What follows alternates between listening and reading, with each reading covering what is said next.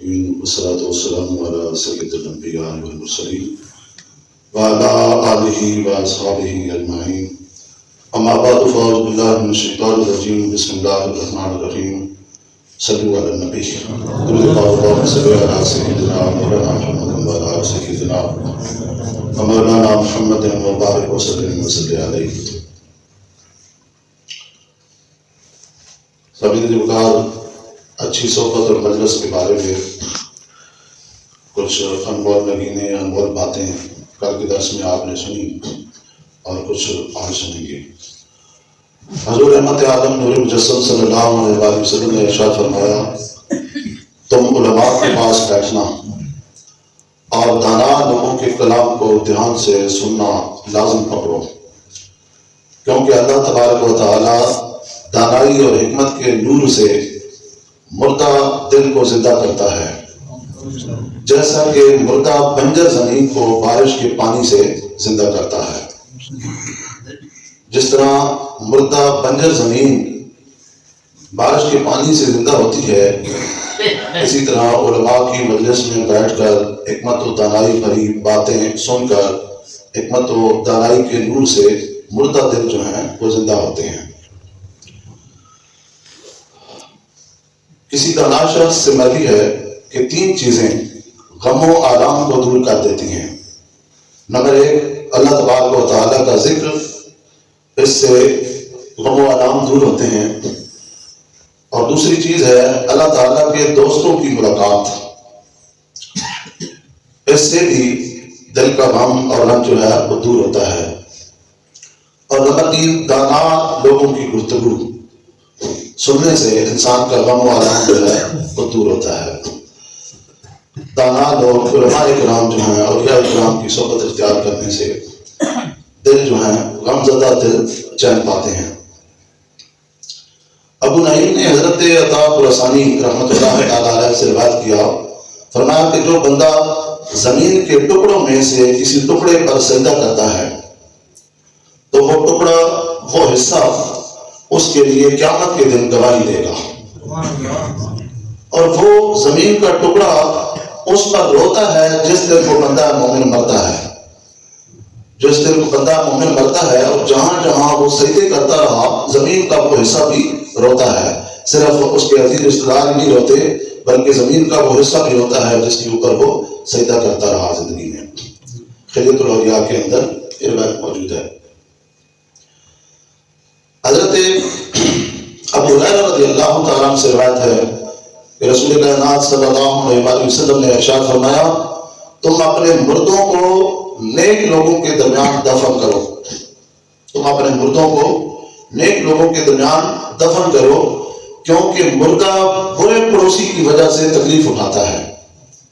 جس طرح زندہ برے پڑوسی کی وجہ سے تکلیف اٹھاتا ہے، اسی طرح مردہ بھی برے پڑوسی کی وجہ سے جب کوئی بدکار شخص اس کے پڑوس میں آ کر دفن کر دیا جائے تو وہ تکلیف اٹھاتا ہے.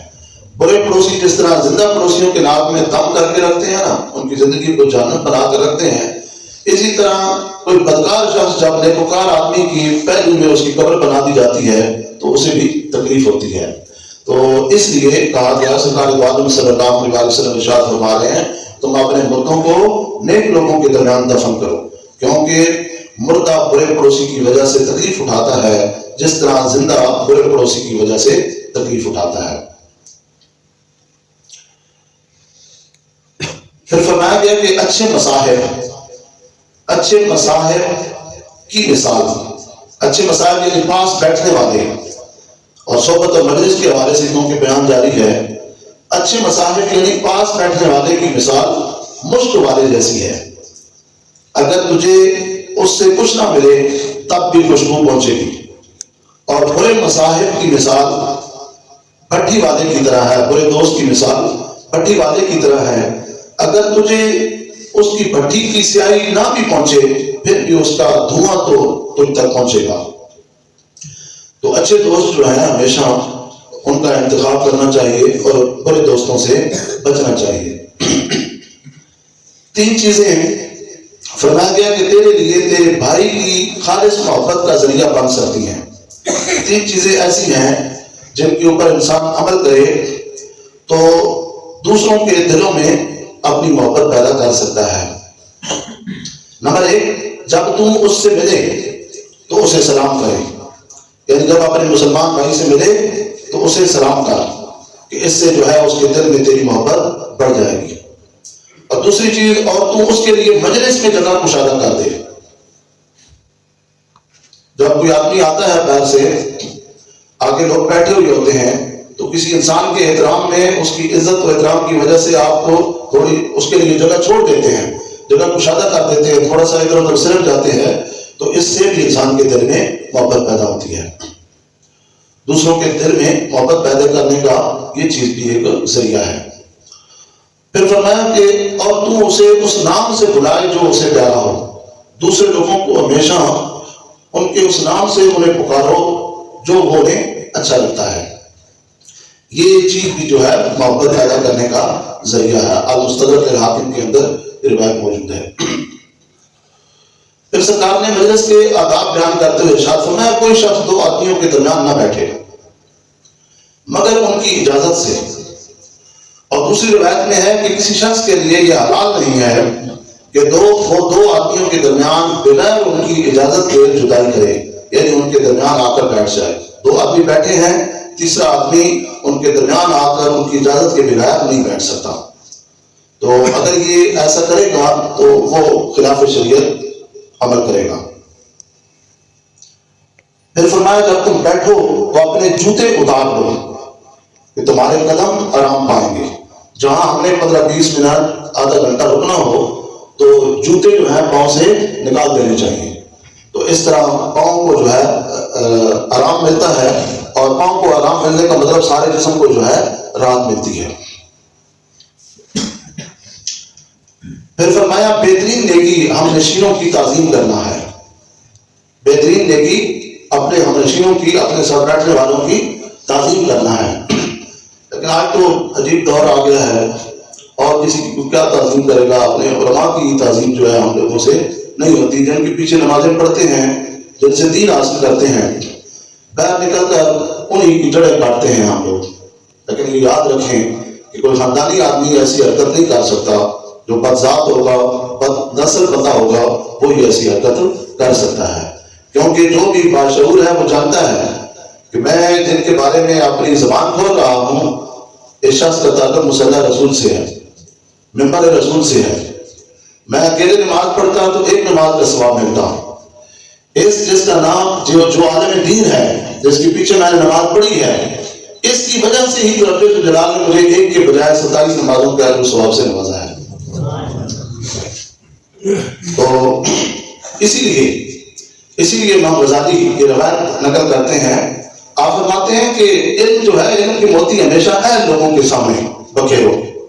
نااہل لوگ جو ہوتے ہیں نا، جو اس قابل ہی نہیں ہوتے کہ ان کے سامنے دین کی باتیں یا دین کا پیغام رکھا جائے، حضرت امام غزالی رحمۃ اللہ تعالیٰ علیہ روایت لائے ہیں، فرماتے ہیں کہ نااہل شخص کے سامنے دین کی باتیں کرنا، دین کے موتی بکھیرنا، یہ خنزیر کے گلے میں موتیوں کا ہاتھ ڈالنے کے مترادف ہے۔ قدر وہی کرتا ہے، ہیرے کی قدر جو ہے نا، کہتے ہیں جوہری کے پاس ہوتی ہے، ہیرے کی قدر جوہری کے پاس ہوتی ہے۔ ہیرے کو جوہری نہ ملے تو اس میں اور راہ میں پڑے کنکر میں کوئی فرق نہیں ہوتا، یہ بات ذہن میں رہے۔ اس لیے جو شخص بھی کتنے ماہ تک ایک شخص سے علم دین حاصل کرے، اس کے پیچھے نمازیں پڑھے، یا جو اس سے پہلے امام ہو گزرے ہیں، کسی بھی امام کے پیچھے بات کرنا، یہ سمجھ لے کہ وہ اپنے خاندان کا اظہار کر رہا ہے کہ میرا جو ہے تعلق کوئی اچھے خاندان سے نہیں ہے۔ ٹھیک ہے، تو اس لیے ان روایات کو بھی پیش نظر رکھیں کہ جن سے علم دین سیکھا جاتا ہے، جن کے پیچھے نمازیں پڑھی جاتی ہیں، ان کا وہ احترام خود بھی کیا جاتا ہے، اور کوئی دوسرا غلط بات کر رہا ہو تو اسے روکنا بھی مقتدی کے اوپر لازم ہوتا ہے۔ اپنے باپ کی بات کبھی سر نہ کیے، بولے اپنے باپ کو بھی موضوع بحث بناؤ، سر راہ گلیوں میں چوکوں میں کھڑے ہو کر میرا باپ ایسا ہے، اس کے اندر یہ برائی ہے، اس کے اندر یہ خرابی ہے، وہ ایسا ہے، وہ ایسا ہے، کبھی کی ہے؟ باپ شرابی ہو پھر بھی کوئی نہیں کرتا، باپ بے نمازی ہو، ظالم ہو، کوئی فاسق ہو، کوئی بھی اس کے اندر غیر ہو، برائی ہو، اس کی کبھی برائی کی ہے؟ تو اعلیٰ حضرت کہتے ہیں کہ عالم دین کا مقام تو حقیقی ماں باپ جو ہے ان سے بھی بڑا ہے۔ تو کیا مطلب یہ کہ جو شخص باہر نکل کر یا کسی بھی مقام پر اپنے عالم کے خلاف بات کرتا ہے، وہ یہ سمجھے کہ وہ اپنے ماں باپ کے خلاف بات کر رہا ہے۔ اور جس کسی کو کوئی بھی باشعور بندہ اپنے ماں باپ کے خلاف بات کرتے دیکھے تو وہ کیا کہتا ہے کہ اس جیسا دیکھو کوئی بدبخت ہو سکتا ہے؟ جو اپنے ماں باپ کو معاف نہیں کر رہا وہ کسی اور کو کیا معاف کرے گا؟ جو عالم دین کو معاف نہیں کرتا نا وہ کسی کو بھی معاف نہیں کرتا، اور وہ اس عالم دین سے کچھ فائدہ بھی نہیں اٹھا سکتا، بے شک بھلے وہ بیٹھے درس کے اندر، اسے کچھ بھی حاصل نہیں ہوگا۔ باہر نکل کے اس سے پوچھو کیا بیان ہوا ہے، اسے ایک لفظ بھی یاد نہیں رہے گا، کیونکہ جس سے سیکھ رہا ہے، جس سے سیکھا جاتا ہے، پہلے اپنے دل کے اندر اس کا عزت و احترام پیدا کرنا ضروری ہے۔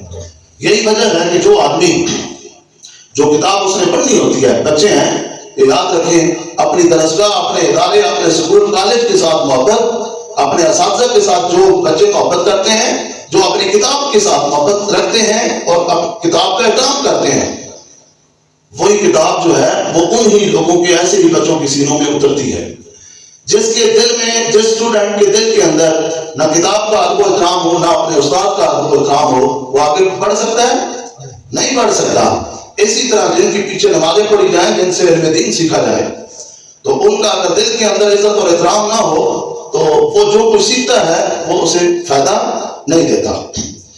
اسی لیے سرکار نے یہ جو ہے یہ روایت جو ہے آپ سن چکے ہیں، حضور کے فراہمی کی مجلس کے حوالے سے آپ نے سنے، اور یہ روایت بھی کہ بہترین نیکی ہم نشینوں کی تعظیم کرنا ہے۔ فردوس الاخبار کے اندر یہ روایت موجود ہے۔ پھر فرمایا تم اپنی مجلس کو مجھ پر درود پاک پڑھ کر مزین کرو، کیونکہ تمہارا مجھ پر درود پاک پڑھنا تمہارے لیے قیامت کے دن نور ہوگا۔ فردوس الاخبار کے اندر یہ روایت موجود ہے، یہ ہمارے اندر کمی پائی جاتی ہے۔ ادھر آپ کی مسجد کے اندر جمعہ کے روز جب یہ آیت پڑھی جائے ان اللہ و ملائکتہ یصلون علی النبی، بے شک اللہ اور اس کے فرشتے حضور صلی اللہ علیہ وسلم، نبی کریم صلی اللہ علیہ وسلم پر درود پڑھتے ہیں۔ یا ایھا الذین آمنوا، ایمان والو صلو علیہ وسلم تسلیما، تم بھی ان پر درود و سلام اس طرح پڑھو جس طرح درود و سلام پڑھنے کا حق ہے۔ یا اللہ حکم دے رہا ہے قرآن کے اندر، اور ہم لوگ اور اس درس میں بھی صلو علی النبی کہا جائے یا صلو علی الحبیب کہا جائے یا یہ آیت پڑھی جائے تو ہر انسان کے اوپر درود پاک پڑھنا کیا ہے؟ واجب ہے، لازم ہے۔ اور کئی حضرات ہیں وہ درود پاک نہیں پڑھتے۔ اس کے اوپر ایک واقعہ سنیں اور اسی کے اوپر بیان ختم کرتے ہیں۔ رسول اللہ علیہ السلام جا رہے ہیں تو ایک شکاری جو ہے، ایک شکاری نے جال لگایا ہوا تھا اور ہرنی اس جال کے اندر آ کر پھنس گئی۔ سرکار عالم صلی اللہ علیہ وسلم جب وہاں سے گزرے تو ہرنی نے، جانور بھی نبیوں سے کلام کرتے ہیں، اونٹ نے بھی حضور سے کلام کیا، گو نے حضور سے کلام کیا، ہرنی نے حضور سے کلام کیا، تو ہرنی نے سرکار عالم صلی اللہ علیہ وسلم سے کلام کرتے ہوئے عرض کی، یا رسول اللہ صلی اللہ علیہ وسلم، اس پہاڑی کی اس جانب میرے بچے ہیں، میں نہیں جانتی تھی، میں تو ادھر چلنے کے لیے آئی ہوں اور میں نہیں جانتی تھی کہ شکاری نے جال لگایا ہوا ہے، میں اس کے جال میں پھنس چکی ہوں، تو میرے بچے جو ہیں بھوکے ہیں، آپ اگر ضمانت دیں اسے میرے واپس آنے کی، میں آپ کو یقین دلاتی ہوں کہ میں اپنے بچوں کو دودھ پلا کر واپس آ جاؤں گی۔ جانور بھی اپنے نبی سے کیا ہوا عہد جو ہے وہ نبھاتے ہیں، ہم انسان ہیں، دیکھیں کہ ہم کیا کر رہے ہیں۔ ہمارے نبی نے کہا نماز میری آنکھوں کی ٹھنڈک ہے، لیکن ہم کہتے ہیں ہم نے صرف فجر کی نماز پڑھنی ہے، باقی نمازیں اپنے گھر کے اندر ہی ہوگی۔ یہ نبی سے وفا ہے۔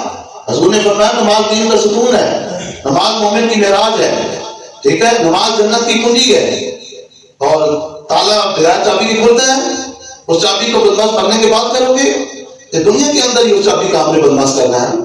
تو ذاتی بات آپ دیکھیں، بات یہ ہو رہی ہے کہ ایک جانور جو ہے وہ کس طرح نبی سے وفا کرتا ہے، نبی کے ساتھ کیا ہوا عہد جو ہے وعدہ پورا کرتا ہے۔ یعنی حضور علیہ السلام نے فرمایا اس بات کی کیا گارنٹی ہے کہ تو اپنے بچوں کو دودھ پلانے کے بعد واپس آئے گی۔ سنیں سرکار کا فرمان، یہ درود پاک پڑھنے کے حوالے سے سنیں، جس شخص کے سامنے حضور کا نام لیا جائے اور درود نہیں پڑھتا، ہم لوگ نہیں پڑھتے، منہ ہلانا دوبارہ نہیں کرتے۔ یعنی نے کہا یا رسول اللہ صلی اللہ علیہ وسلم، اگر میں اپنے بچوں کو دودھ پلا کر واپس نہ آؤں تو میرے اوپر اس شخص کے برابر اللہ کی لعنت ہو جس کے سامنے آپ کا نام نامی اس میں گرامی دیا جائے اور وہ آپ پر درود نہ پڑے، جس کے سامنے آپ کا نام لیا جائے اور درود نہ پڑے، جتنی لعنت اس کے اوپر اللہ تعالیٰ کی ہوتی ہے، اگر میں اپنے بچوں کو دودھ پلا کر واپس نہ آؤں تو میرے اوپر اتنی لعنت ہو۔ تو پتہ چلا کہ سرکار دو عالم صلی اللہ علیہ وسلم کا نام لیا جائے اور جو درود پاک نہیں پڑھتا اس کے اوپر لعنت ہوتی ہے. یہ بڑی خاص بات ہے، اسے ذہن میں رکھیں. تو ایک لمحے کے لیے ہم جو ہے نبی پاک صلی اللہ علیہ وسلم کا نام آئے اور اپنی زبان لانا جو ہے وہ دوبارہ نہیں کرتے. جمعہ پر بھی کہنا پڑتا ہے، جب یہ آیت پڑھو نا کہنا پڑتا ہے بھائی درود پاک پڑھو. ہماری توجہ اس طرف نہیں ہوتی. تو درود پاک جب بھی سرکار کا نام آئے ہمیں پڑھنا چاہیے. اور آج کا جو درس ہے وہ ایک بات پر ختم کرتے ہیں، سرکار عالم صلی اللہ علیہ وسلم کے اس فرمان پر. اور ایک فتویٰ میں آپ کو بتاتا چلوں، فتاوی شریعہ کے اندر یہ فتویٰ لکھا ہوا ہے. مفتی صاحب کا یہ فتویٰ، ایک سوال ہوا کہ ایک آدمی اذان سنتا ہے، اذان سننے کے بعد جماعت کے ساتھ جو ہے وہ نماز ادا نہیں کرتا، تو اس کے بارے میں شریعت کیا کہتی ہے؟ مفتی صاحب لکھتے ہیں فتاوی شریعہ کے اندر، فرماتے ہیں جان بوجھ کر جو ہے نماز چھوڑنا، جماعت چھوڑنا، جان بوجھ کر نماز نہیں، جماعت کا چھوڑ دینا یہ حرام ہے. یہ کیا ہے؟ حرام کام ہے. تو جو بغیر عذر وہ بندہ بیمار ہو وہ علیحدہ بات ہے.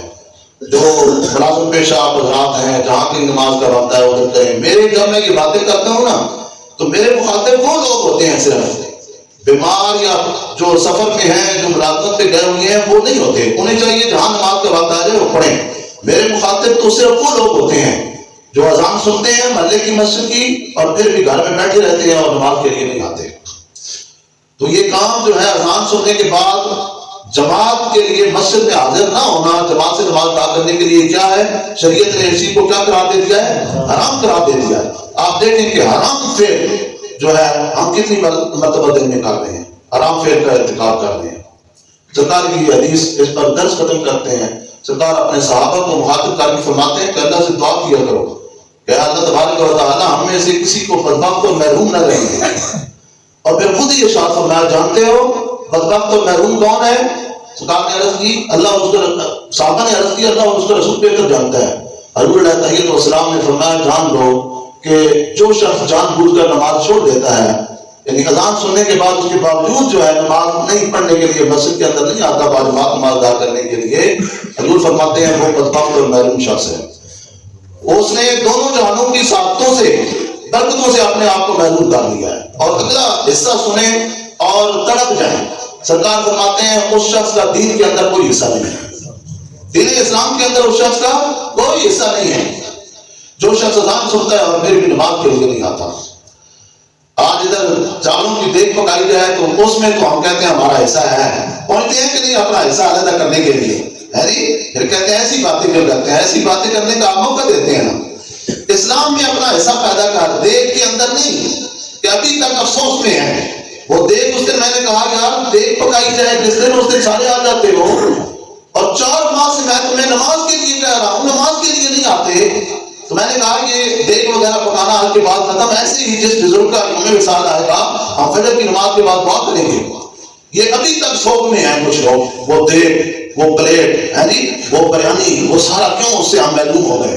اور خدا کے بندے ادھر تم درسوں میں نہیں بیٹھ رہا، اس عادت سے اپنے آپ کو محروم کر رہا ہے. کبھی یہ بات بھی تم نے پہلے نکل کے ڈسکس کی ہے نہیں کہ میری بدبختی پر رو، مجھے مجھ پر افسوس کرو مجھ سے کہ میں جان بوجھ کر جو ہے نماز کے لیے نہیں آتا ہے نہیں، آؤ مجھ سے افسوس کرو اتنے دنوں سے مجھے نماز آتی بھی نہیں ہے، جنازہ کی غلطیاں بھی ہیں، درود بھی غلطیاں، اس کے باوجود میں ٹھیک کرنے کے لیے نہیں آ رہا. اس پر تجھے کب رونا آئے گا؟ آج دن تک کتنے دن ہو گئے اور اسی کو اس کیفیت سے نہیں نکل پا رہا. انہیں نمازیں ہی چھوڑ دی ہیں، انہیں درسوں میں بیٹھنا ہی چھوڑ دیا ہے. تو اس لیے یہ جب اس طرح کی سوچ پائی جائے نا تو پھر دیکھیں کہ ادھر اللہ کی آپ، میں کہتا ہوں کسی کے اوپر گلا بھی نہیں ہے. قرآن نے فیصلہ کر دیا ہے اللہ کے گھروں کو تعمیر بھی وہی لوگ کرتے ہیں جو اللہ اور یوم آخر پر ایمان رکھتے ہیں. اور آگے مفسرین کرام اس آیت کی ظاہر میں لکھتے ہیں اللہ کے گھر کو آباد بھی وہی لوگ کرتے ہیں جو اللہ اور یوم آخر پر ایمان رکھتے ہیں. جو آباد کرنے کی فکر نہیں کرتے نا، سمجھ لو تمہارا ابھی تک اللہ پر اور یوم آخرت کے اوپر ایمان ہی نہیں ہے. ٹھیک ہے، اس لیے اپنے بچوں کو سکول کالج میں جانے سے بھی کبھی روکا ہے؟ ایک دن میں جائیں قرآن مر جاتا ہے نہیں، اور مسجد میں نماز کے لیے نہ آئے تو کوئی پرواہ ہی نہیں ہے. میں کہتا ہوں کہ اس میں کیا ہے، اللہ کا گھر محتاج ہے، اللہ کا دین محتاج ہے. تم یہ تیری اولاد بیٹھے گی تو پھر جو ہے اللہ کے گھر کی رونقیں دوبارہ ہوگی نہیں. ادھر ایک جاتا ہے ربے تو جناب دوسرے کو بھیج دیتا ہے اپنے گھر کو آباد کرنے کے لیے. ٹھیک ہے، اللہ کے گھر کو آباد کرنا یہ سعادت مندی ہے. دینی محفلوں اور مجلسوں کے اندر بیٹھنا یہ انعام خداوندی ہے. یہ وہ شخص بیٹھتا ہے جس کو اللہ پاک ہدایت دیتا ہے، جس کے سینے کو علم دین کی موتیوں کے لیے، جس سینے کا اللہ پاک انتخاب کرتا ہے، جس میں علم دین کے نور کو ڈالنا چاہتا ہے، وہ لوگ بیٹھتے ہیں. بدبخت لوگ جو ہیں دین کی محفلوں میں نہیں بیٹھتے.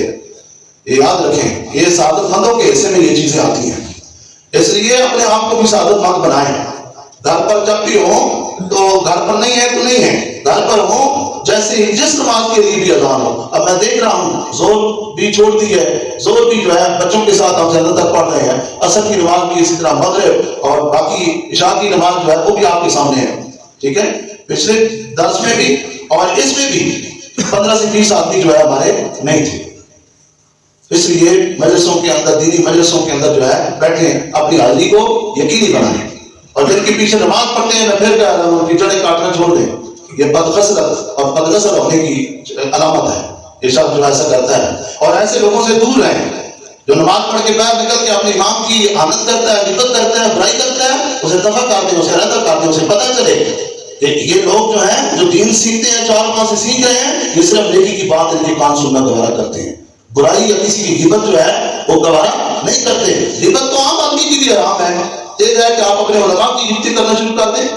اپنے علماء کی غیبت کرنا اپنے باپ کی غیبت کرنے سے زیادہ سخت ہے. اللہ ہم سب کو دین کا فہم عطا فرمائے، اور جو باتیں ہم سنتے ہیں ان کے اوپر عمل پیرا ہونے کی توفیق دے.